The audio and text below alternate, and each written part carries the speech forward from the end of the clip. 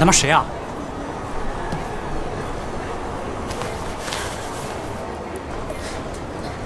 坤子，昨晚用大排档的事儿是你干的吧？生了俩，够能耐的呀。走一趟吧。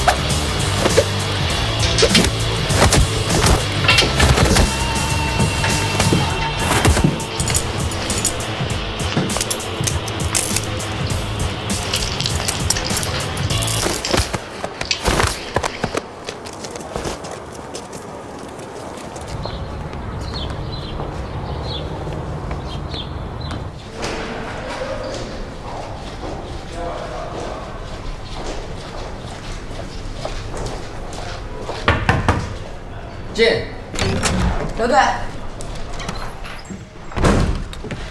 人抓到了吧？带回来了。干净利落迅速是你的作风。叫你回来是有个案子要你接手。什么案子？失踪案，看一下。由于案情特殊，失踪者全是女性，你查起来比较方便。这个案子以你为主导跟进，其他人从旁协助。说说你的看法。除失踪者之外，没有第二者明显的指纹，这点很怪异。敏锐，我再给你提供一些其他的信息。还有什么这里没有记录的吗？失踪案是失踪者家人报的警，他每个月10号到15号之间都会给老家的父母汇钱，4月并没有。家里人觉得奇怪，打电话找了几天找不到，就报了警。我看资料上写，案发人家里没有打斗的痕迹，排除入室行凶的可能，也没有匆忙收拾行装的情况，不应该是紧急出走的。咱们是怎么查到这个女孩的住址的？失踪者叫安妮，在一家夜总会工作。缉毒组的同事在查一个毒品案，怀疑跟她有关，盯了她几天。就在失踪案报案的前2天，毒品案收网，发现跟她没有关系，地址是缉毒部门的同事给的。关于那家夜总会，你去查查看，还有没有其他有用的线索。其他人在外面待命，记着低调行事，有情况及时汇报。是，我马上去。这房间有人来过吗？没有，自从你们走后，这房间的钥匙一直由我保管。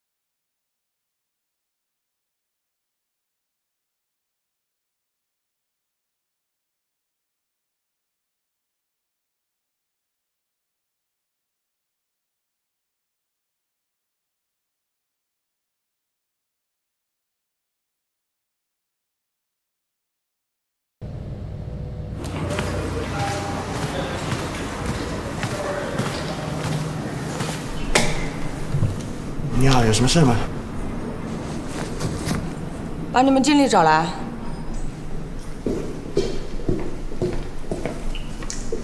哎，你好，认识这个人吗？安妮啊，她已经很久没来这里上班了。谁跟他比较熟？我要了解一些情况。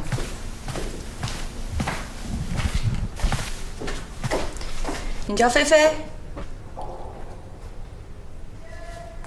你们经理应该告诉你我是干嘛的了吧？找你了解一些情况。大姐，你这样一折腾，我以后怎么在这上班？我这没有什么你想知道的东西。安妮失踪了，你知道吗？能不去公安局吗？在这儿也可以。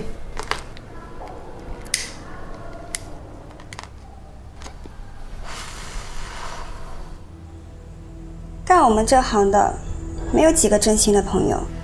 安妮和我都是从小地方出来的，自然走得比较近。可是最近除了上班能见到她，平时很少联系。为什么最近很少联系？她说她恋爱了，就不想再干了。她有提示什么人吗？那倒没有。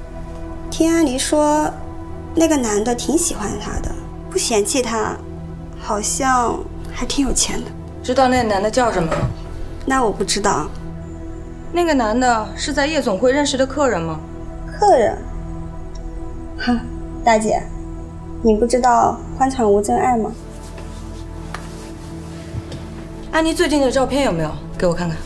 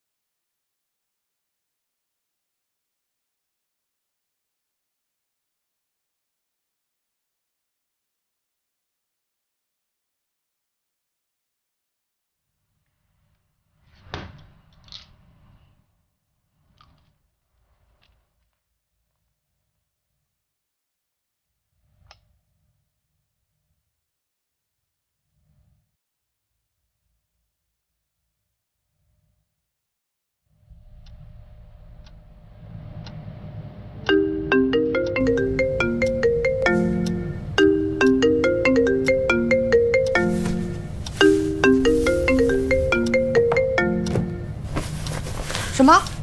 刚刚接到报案，失踪者是女性，失联以前一直在夜总会工作。陈姐，现在什么情况？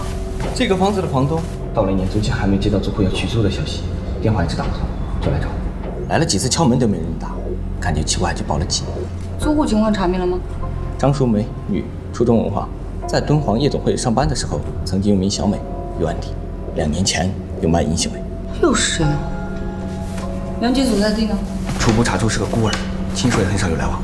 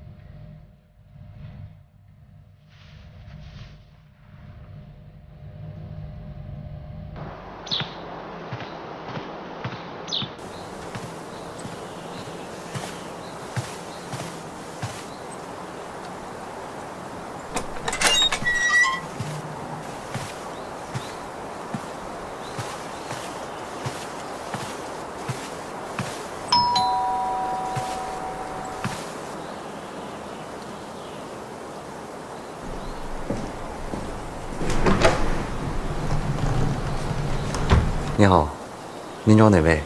你好，我想找一位叫郑源的先生。你是？我就是。有什么事情吗？哦，我是市刑警队的，我叫沈科，找您想了解一些情况。这边。沈警官，请坐。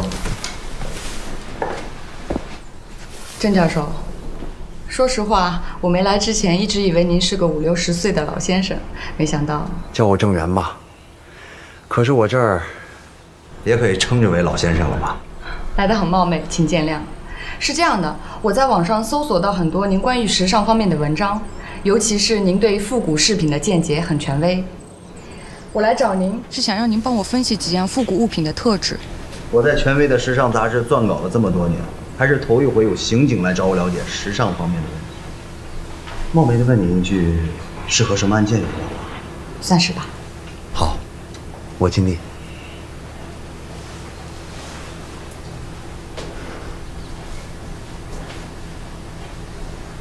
您稍等一下。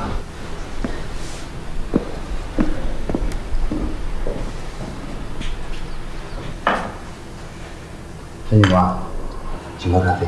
谢谢。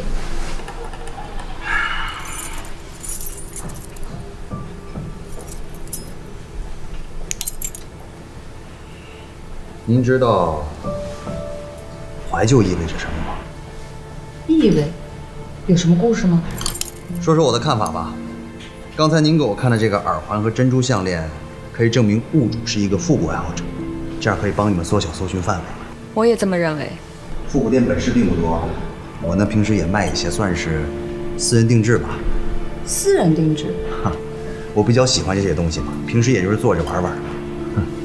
对了，本市有几家做同行的，我可以告诉您地址，方便您去问问。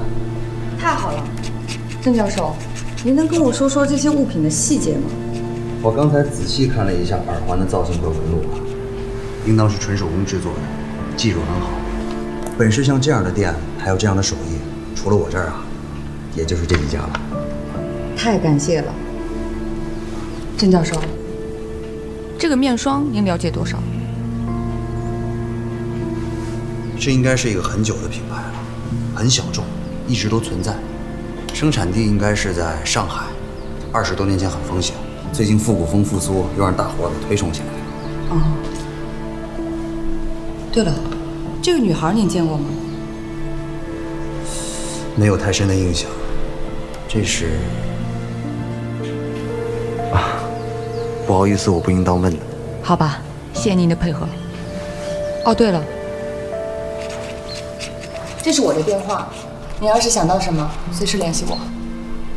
有什么问题随时可以问我。谢谢。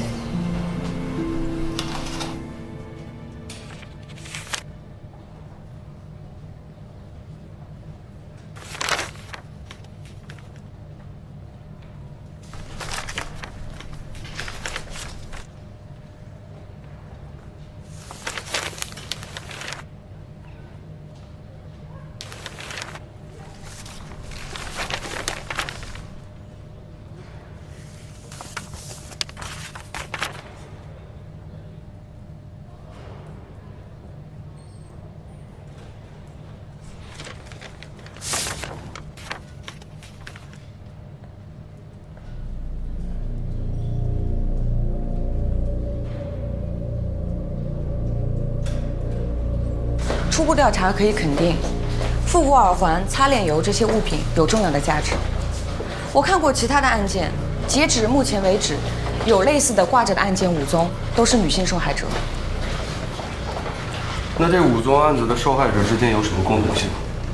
除了刚才说的那些都有肉体交易的女性，社会关系都很复杂，并且都因为没有找到失踪者才悬而未决。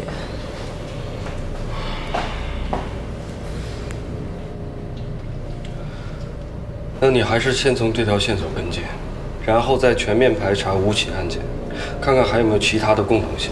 我正在申请调查其他同类案件的证物，但是因为时间比较久远，所以需要有一定的时间。老李，沈科申请的证物你受累抓紧给办了。好，感谢。政务那边你不用担心，我叫人盯着。根据安妮的闺蜜得知，安妮在失踪前行为很反常，可能有了男朋友。但是有一点很值得怀疑，失踪者一个人住，怎么着也会有朋友之类的去过。可是案发现场只有失踪者一个人的指纹，太刻意反而奇怪。没错，反向思维。所以我想再去现场看看。我们现在就是在和时间赛跑，你每快上1秒，失踪者生存的几率就会大上1分。好，那我继续了，刘队。店里的这些耳环都是手工制作的吗？啊，是的，父辈留下来的手艺。对了，这女孩你见过吗？没有印象，店里买这类耳环的人不是太多，应该没有这个人。哦，对，买我饰品的有可能是网上订购的，相比较多一点。那这个女孩呢？你见过吗？也没有。你确定？确定。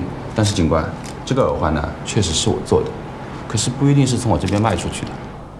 你的意思是说，有可能是从别的饰品店销售出去的？这个很正常，本地的、外地的都有。谢谢你的配合。啊，不客气。再见。好，慢走。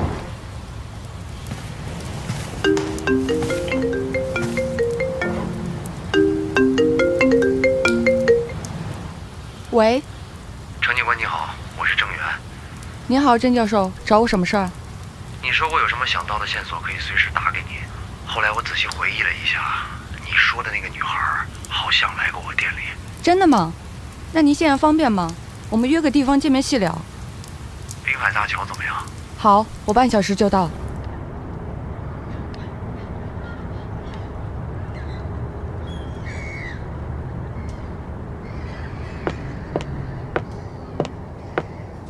让您久等了，郑教授。没多久，以后叫我郑源吧，我也可以叫你沈科，这样咱俩也不会显得那么陌生。我也这么认为。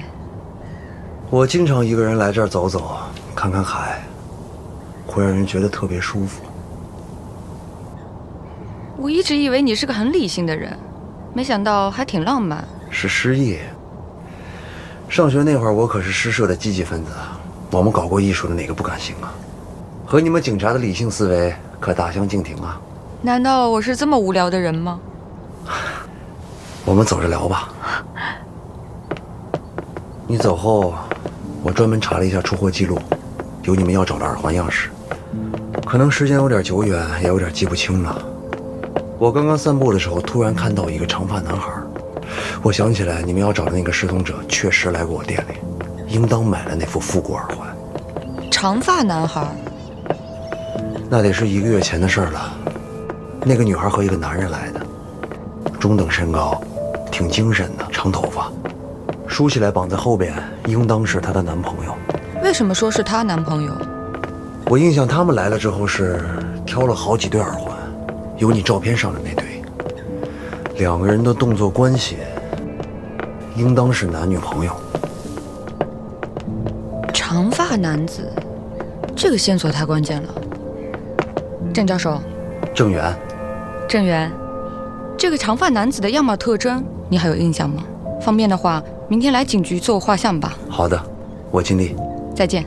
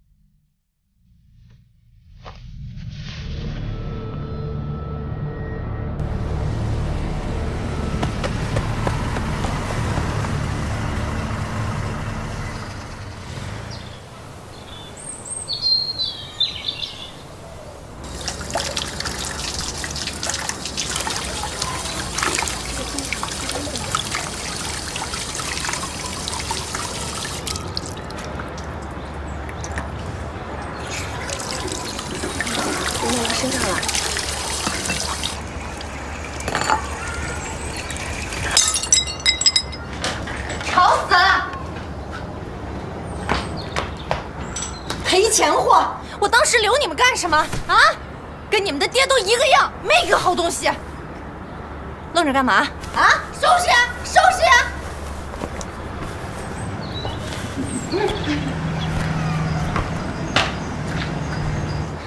怎么了？发这么大的火啊？这么久都没来，我还以为你把我给忘了呢。唉，这不家里老婆管得严，走不开嘛。我让你带东西，你给我带了吗？嗯，带了。你看，姐姐疼不疼啊？这个是我花了很大的功夫才找过来的啊。我就喜欢这个味儿。我也喜欢呐。讨厌。哎，跟你说个正事儿啊，这次呢，我这边有一个非常重要的客户要来，只要把他给伺候好了，我这单生意能成功一大半啊。那这回你出多少？这个数这么多啊？不过你不行，得要个出。明白，早就过了18岁了。走吧。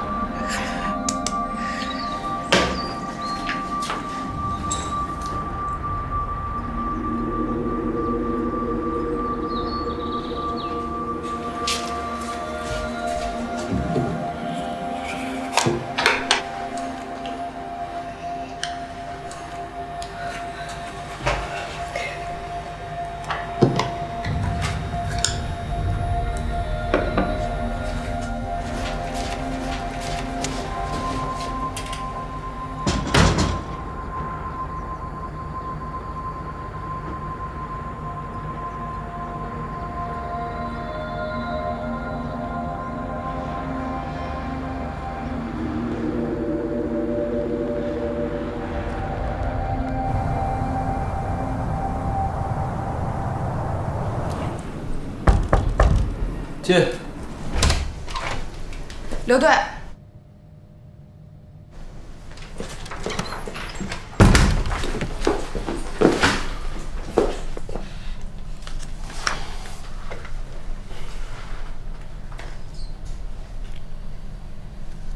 怎么样？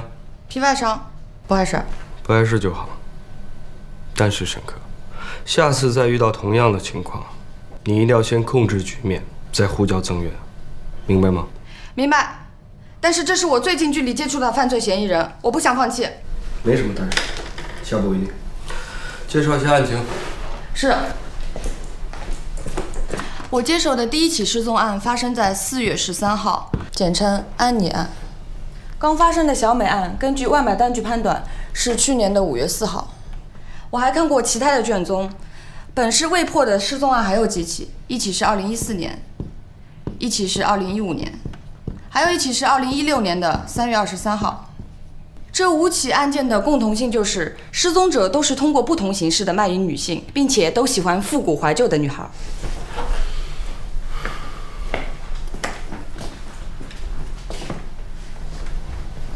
这5起案子的受害者都找不到自杀的证据，也找不到现在任何存活的线索，所以可以断定是他杀案。是的，我也这么断定。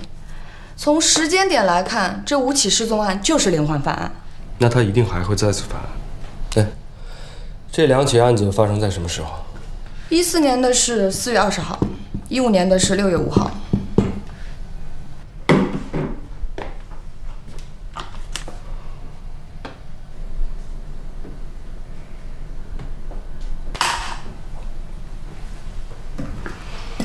春夏犯案。说一下昨晚你追踪的那个人。是。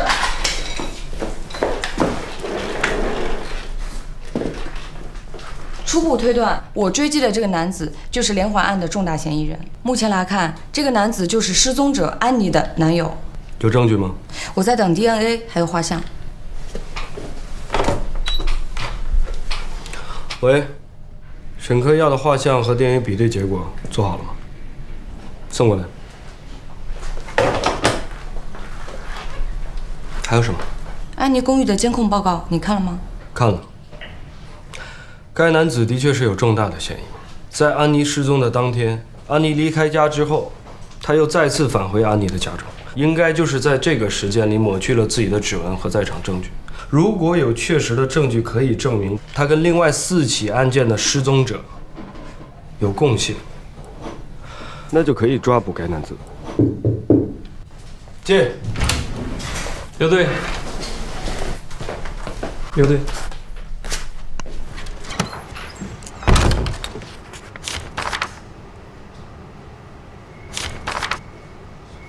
DNA 检测结果，你所取回来的头发是属于2个人，一男一女，都是长发。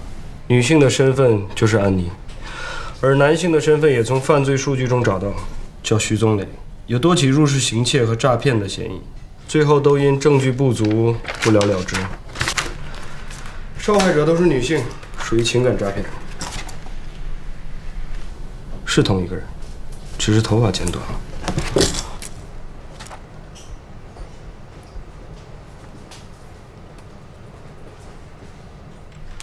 现在我们手上掌握的这些证据，就足够通缉徐宗磊了。案子是你办的，你有什么想法？刘队，我还有很多事情说不通，我想再去查一下。就算现在把他带回来，只能证明他去过413案失踪者的家里，可是失踪者没有任何的踪迹，我们没有办法对证。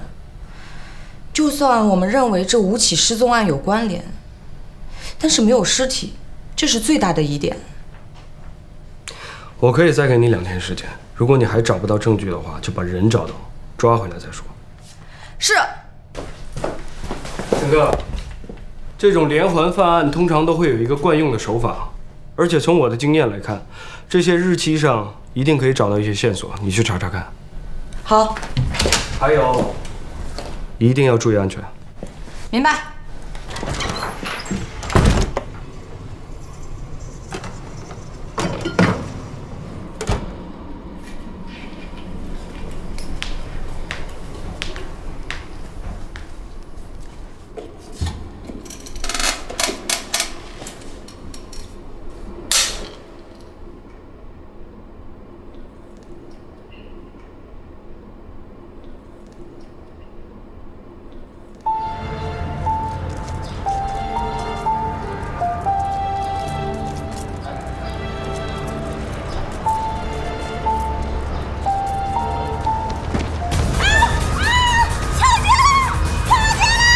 闺女，待着别动啊！别动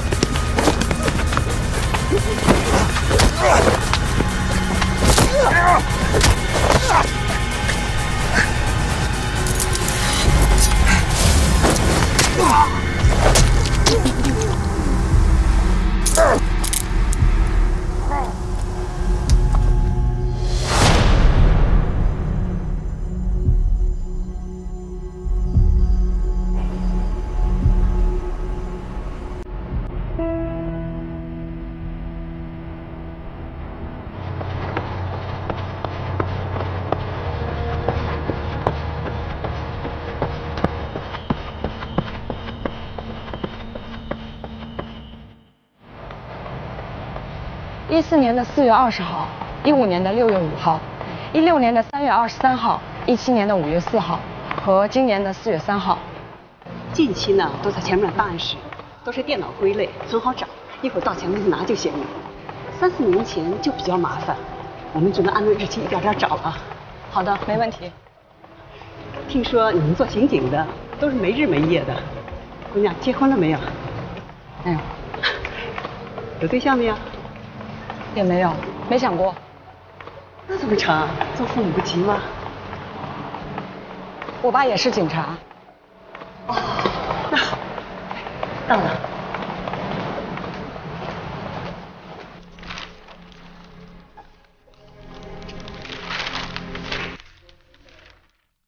我记得，应当是2年前，有一天仓库喷淋系统出了问题，15年整个5月、6月和7月的报纸存档都泡坏了。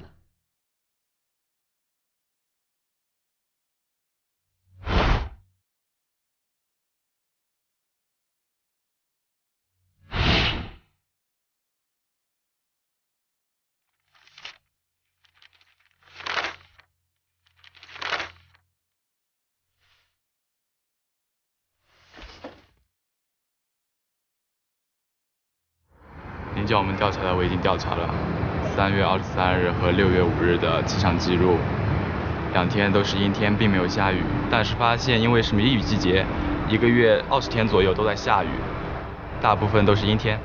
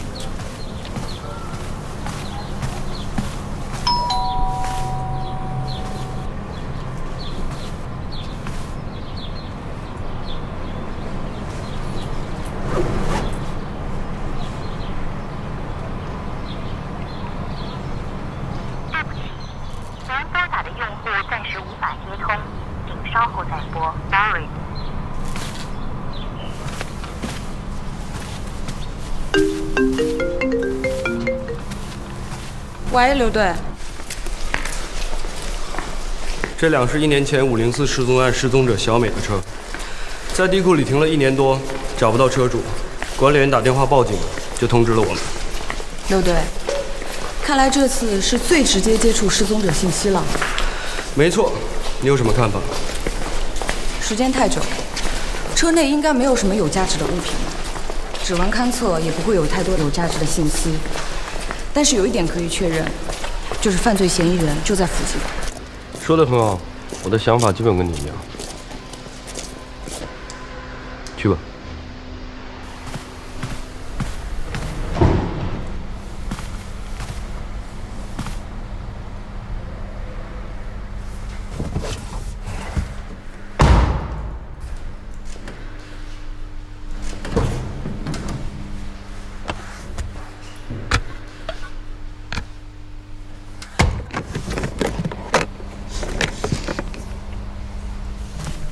刘队，你看，又是这个。看来今天有的忙了。这人有没有见过？没见过。这个女孩呢？没见过。对这个车子有没有印象？没印象。这个人你见过吗？没有。没有。这个女的呢？你见过吗？没有，没有，没有。这个车有没有印象？没印象。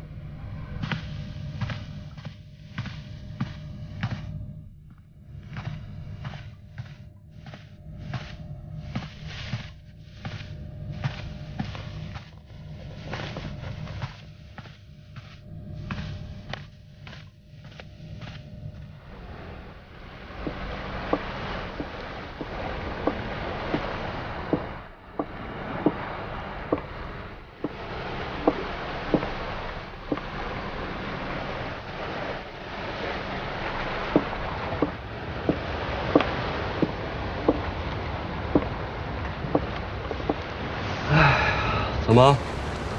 累了吗？那我给你讲个故事吧。从前有个小警员，在他刚入行的时候，听同事讲起一位前辈的事情，说这位前辈破获了很多疑难的案子，立了很多功，算是我们警队的传奇。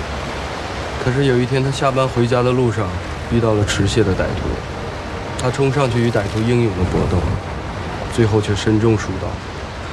他依然把自己和歹徒铐在了一起。从此之后，这个小警员真正明白“人民警察”这几个字真正的含义。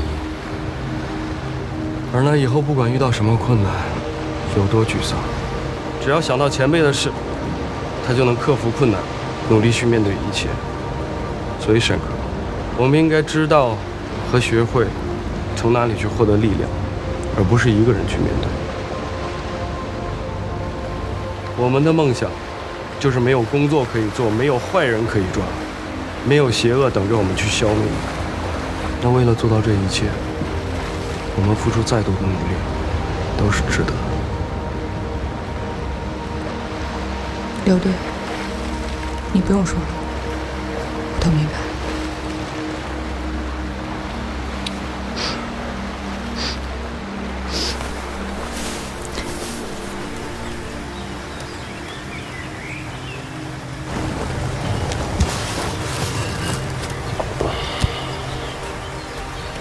爸，我和刘队来看您了。沈队，你放心，沈科表现得很好，现在已经成为了一名优秀的人民警察。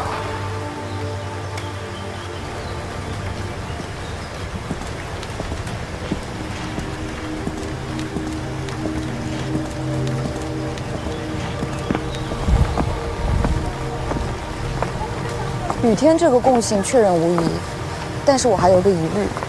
说，被害者的职业都有共性，我认为是个人犯案，但是这个还拿不太准。不能这么判定，恰好是被害者职业上的共性，所以才不可以判定为是个人犯案。那现在我们就讨论一下，是一个有复古癖好的人犯了几起案子，还是几个不同的有复古癖好的人分别犯案，是吧？是您说的这个意思。那你看，受害者的职业就是要接触异性，而且是以吸引对方为目的。那他接触到不同的有复古癖好的人的几率就会比其他的职业要高。如果抛开职业上的共性，又没有卖淫行为的记录，那他所接触的异性就会比较少。在各自从事其他各个不同的职业，就极可能是个体的、有针对性的去接近受害者。您说的有一定的道理，但是我却觉得，正因为他们的职业一致，并且是这样的特殊，才更容易接触喜欢这种癖好的人，也就是他们接待的客人。从日记中可以看出，他们都恋爱了。那就刚好可以解决我们刚刚要讨论的问题。如果受害者恋爱的对象都是同一个人的话，就可以确认是个体有针对性的连环犯案，反之则不是。是，我马上去查。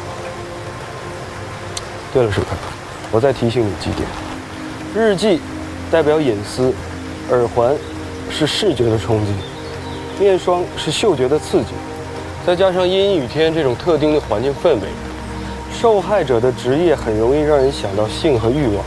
那能够把这些点全部串联在一起，成为一条线索指向的，就必定是凶手。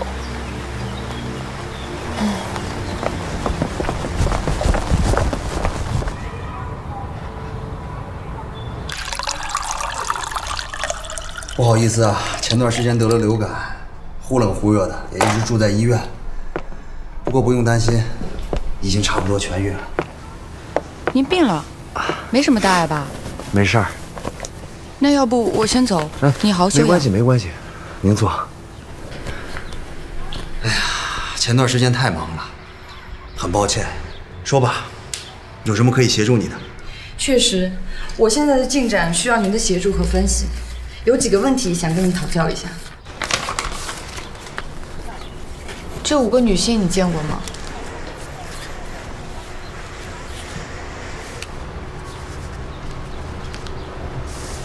最后这个女孩，我应当跟你说过来过我店里和她男朋友，其他的没有太深的印象。那这些呢？您看一下，这些物品非常重要。我查了一下，差不多都是同样的材质。有什么直观感受吗？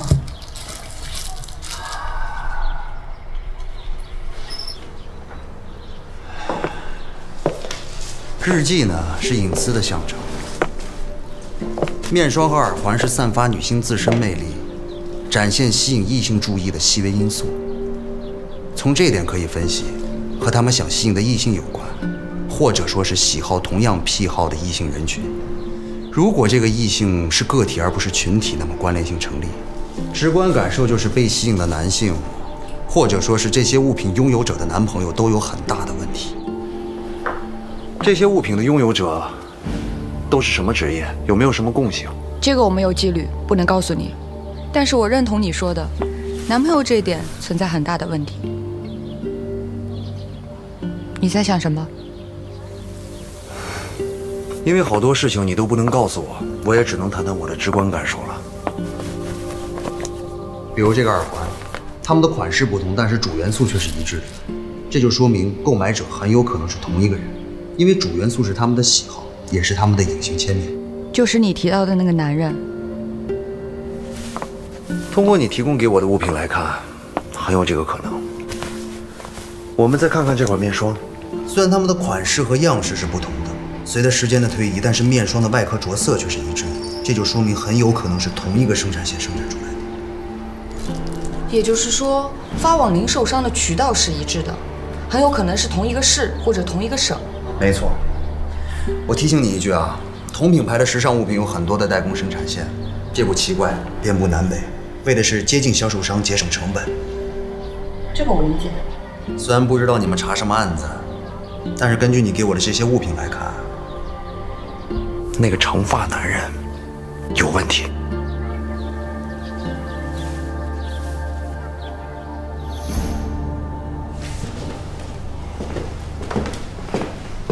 对不对？是你。这个是我们昨天联系到的，是个刘斌的隐君子，徐宗磊的同伙，就是那个和几起失踪案有关联的嫌犯，申请你上次追的那个。郑姐，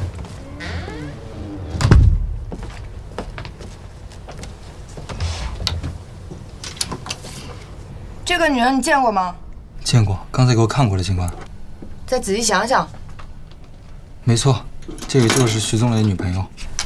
她叫什么？什么时候见的？地点？当时什么情况？叫什么？他没说，就说是他女朋友，是上个月底徐宗磊带过来的。您知道，他就是一个赚女人钱的人。最后给了我1000，算是酬劳吧。就这么简单？再想想。还有一次，时间我忘了。他让我当他司机，去夜店接他和这女孩，他俩在车上就亲起来了。我还从反光镜看来着，这小子对女人确实有一套。之后呢？之后他就带着女孩去了别墅，别墅是他租的，就在东兴隆街那儿。后来打电话给我让我走，我就走了，就这样。徐宗磊有没有跟你说过，或者你有没有觉得他有什么特殊的癖好吗？哦，对了，记得他和我说，喜欢老旧东西的女孩比较容易上手，爱做穿越梦。潮一点的女孩心思比较多，得花很多精力。他还说自己只图财不图色。警官，这算特殊吗？我知道的可都说了。今年4月3号你在干什么？4月3号，快1个月了，记不清了。有没有跟徐宗磊在一起？没有，真没有。这个耳环你见过吗？没见过。这个呢？这个见过。见过。是我开车带他去买的，他还买了好几个。他有没有喜欢闻或者对这个东西有什么癖好吗？警官，什么意思啊？你最近真的没有见过徐宗磊？真没见过，就听说道上的老鬼哥找他找得很紧，好像是让他散一批货，然后他拿着货躲起来了。他自己也玩，他赚女人的钱就是为了去买这个。警官，我这算立功吧？你刚才说的如果是实话，对你是有好处。哎，警官，我说的都是实话，100%实话。不管怎么说，现在徐宗磊的嫌疑是最大的，所有的人证和物证都指向了他。而且刚刚所说他的别墅距离小美停车的地点只有2个街区的距离。我决定，现在就传唤徐宗磊，你们去通知一下缉毒部门的同事。是。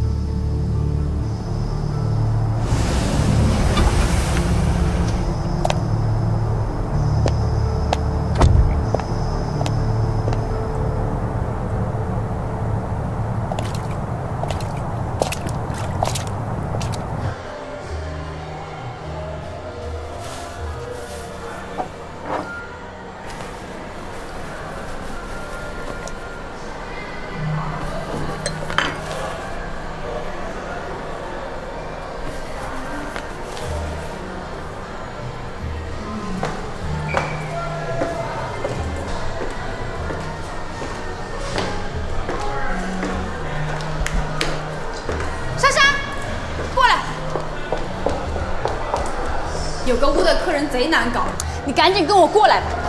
姐，这麻烦的又找我。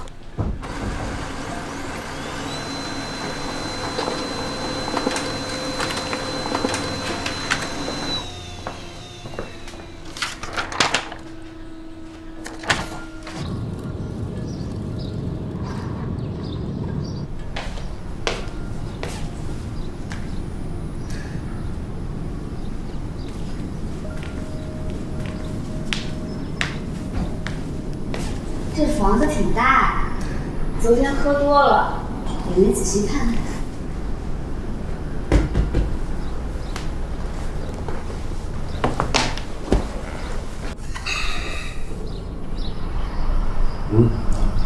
那个是送你的，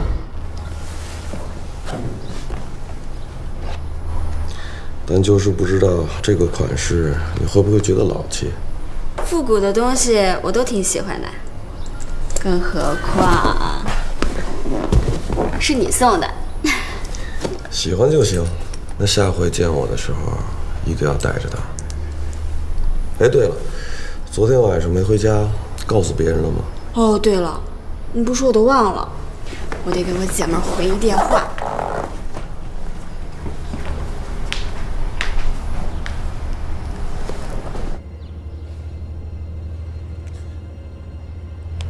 怎么没信号啊？这手机又坏了？怎么回事啊？重启试试看。那我送你一台新的吧。真的假的？真的。现在去收拾，马上就带你去买。那以后我就直接联系你过来了。那我先去收拾了。去吧。哦，对了，昨天你身上红红的一大片，现在看怎么没有了？奇怪。一喝酒就这样，皮肤过敏吗？好了，快去收拾吧。那我先去收拾啊。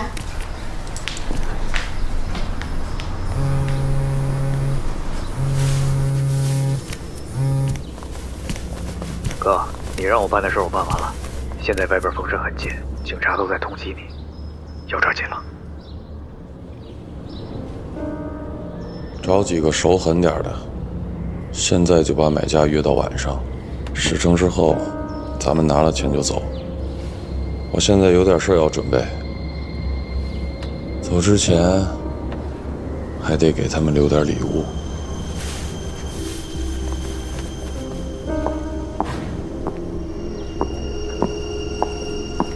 收拾好了，我们走吧。生意上突然有点急事儿，我处理完了马上就回来。这样，你呀，就先在这儿呢，乖乖的等我回来，好不好？听话。好吧，那你早点回来。放心吧。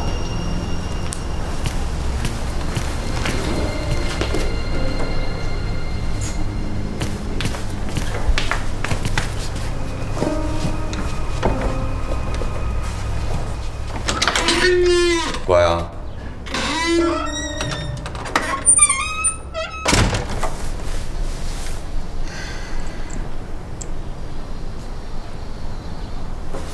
缉毒那边的警队发现徐宗磊一伙人有毒品交易，我们赶紧过去。终于出现了。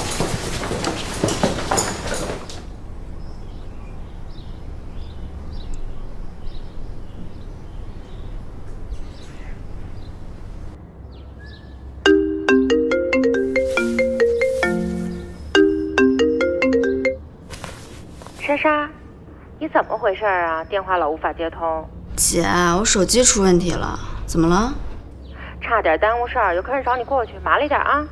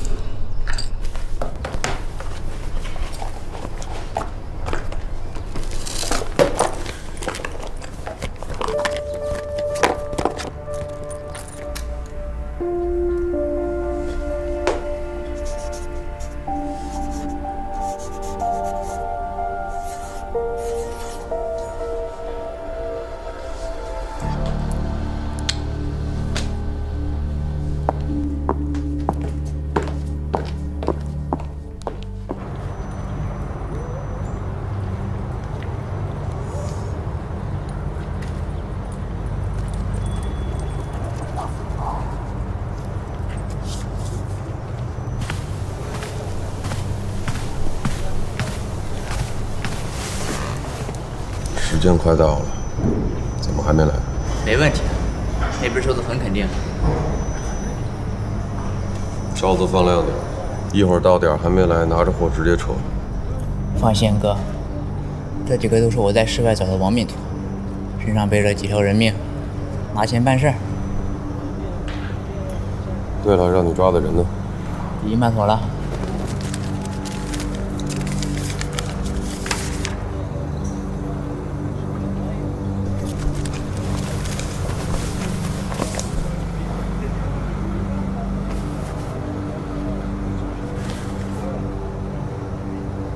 不对，撤！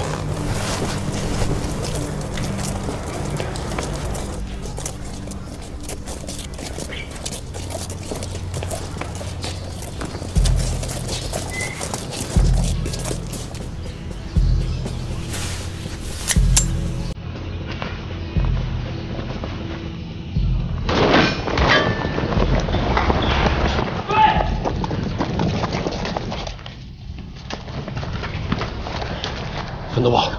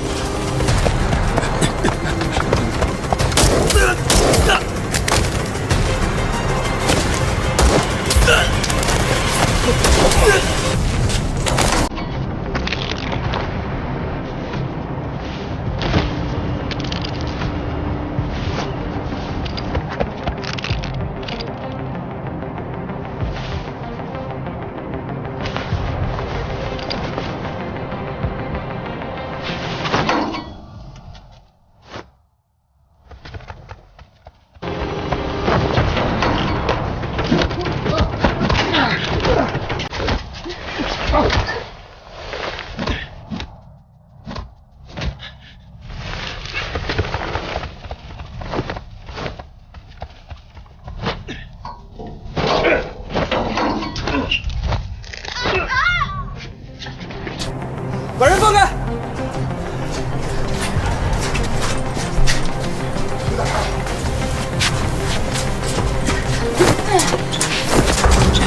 没事吧？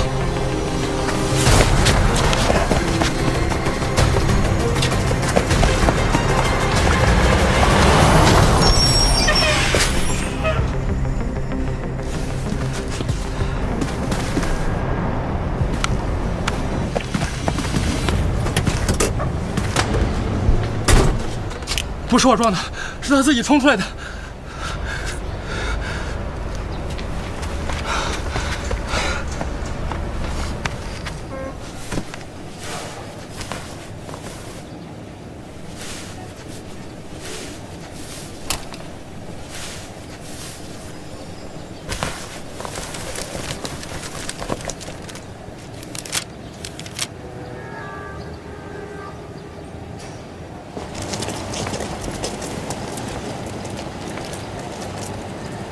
对，这地址应该就是失踪者被藏匿的地点。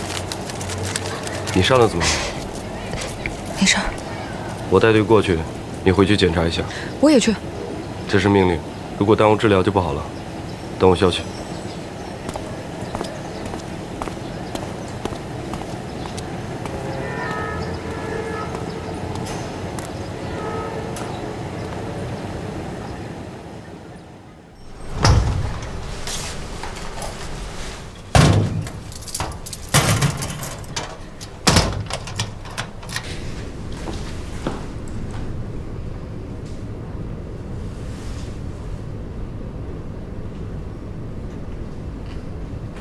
您好，您拨打的电话已关机。The phone you are calling is powered off.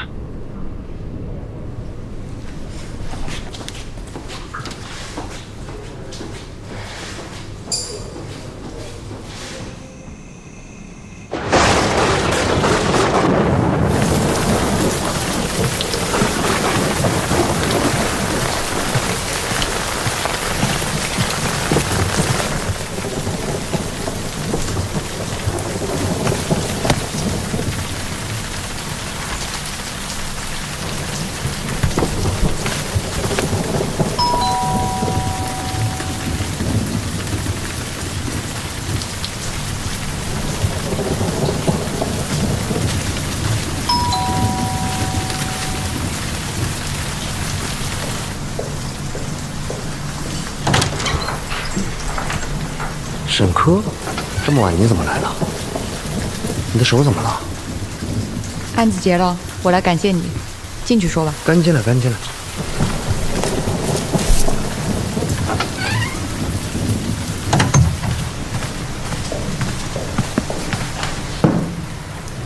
刚才在点对库存，也没听见你的门铃声，手没什么大碍吧？小伤，这是我的荣誉。还能喝酒吗？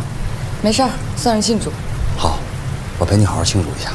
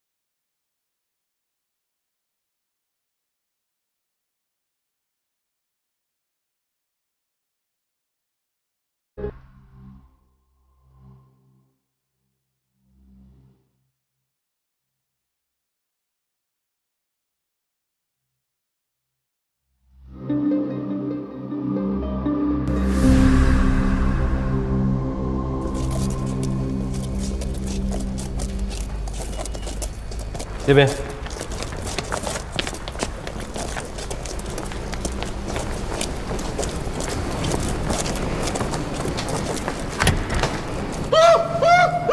这是我们一直在找的毒贩，毒贩老鬼。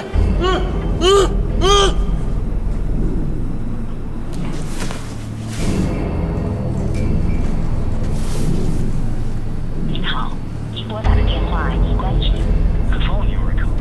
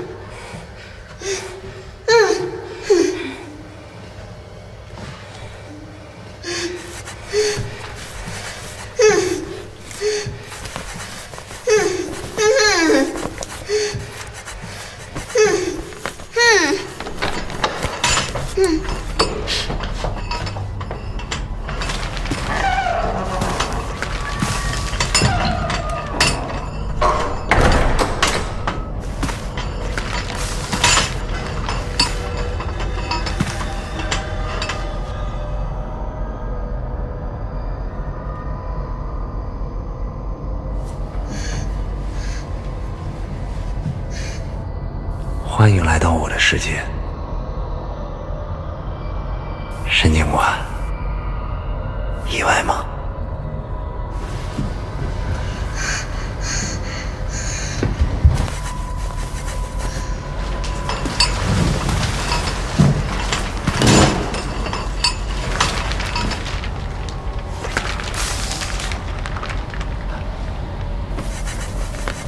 申警官，你是唯一可以看见这一切真相的活人。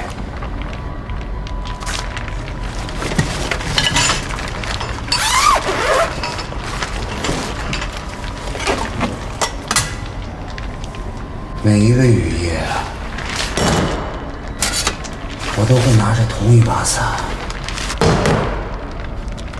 嗅着同样的气味，寻找我的那个人。不知道我和你想象中的那个人像吗？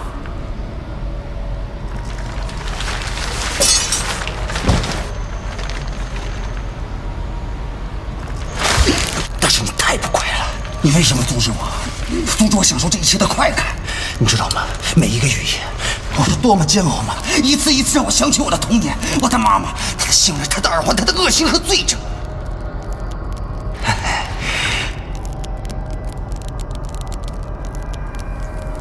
但是我不杀你，因为我们是同类。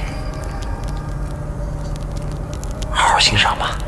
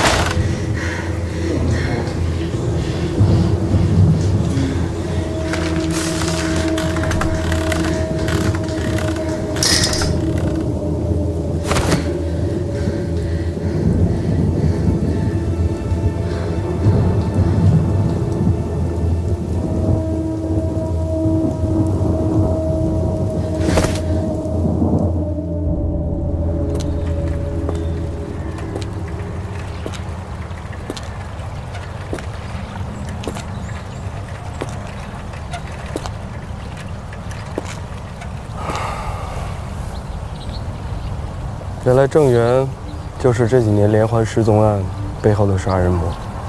我们在他家的地下室墙壁里所找到的尸骨，经证实，就属于这几起失踪案的受害者。那徐宗磊呢？徐宗磊跟他是朋友关系，他也不知道郑源所犯下的罪行。徐宗磊